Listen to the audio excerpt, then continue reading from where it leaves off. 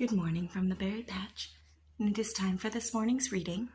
And continuing in our God-led weight loss journey, we are looking at 1 Corinthians chapter 10. And there's two passages I want to read from here this morning. One was assigned through the study that I shared in the community post a couple of days ago, and the other is one that God directly gave to me while I was reading that.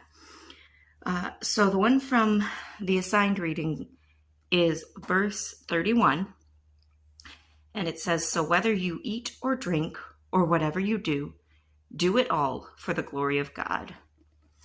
And that's just something to remember, that these bodies aren't our own. We talked about that a little bit yesterday.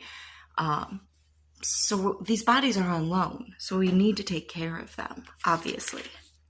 Now the other one that really spoke to me, especially as a recovering binge eater, and I will admit that I am still struggling with food addiction.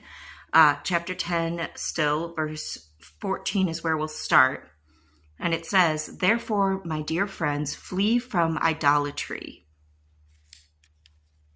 I speak to sensible people. Judge for yourselves what I say. It is not the cup of thanksgiving for which we give thanks, a participation in the blood of Christ? And is not the bread that we break in participation in the body of Christ? Because there is one loaf, we who are many are one body, for we all share the one loaf." The part that really stuck out was verse 14 there. And it says, "Therefore, my dear friends, flee from idolatry." And with the fight on food addiction, that in itself could be considered an idol.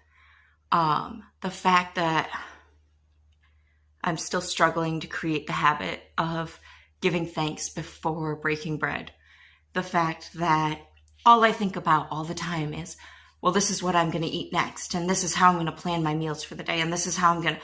Now, meal planning, don't get me wrong, is a good tool, but when I'm so obsessed over it that I'm meal planning and eating that entire set of meal plan in the first 5 hours of my day, and then I'm starving at 6 p.m. at night because I ate all my calories early in the day because I couldn't stop thinking, that is a problem.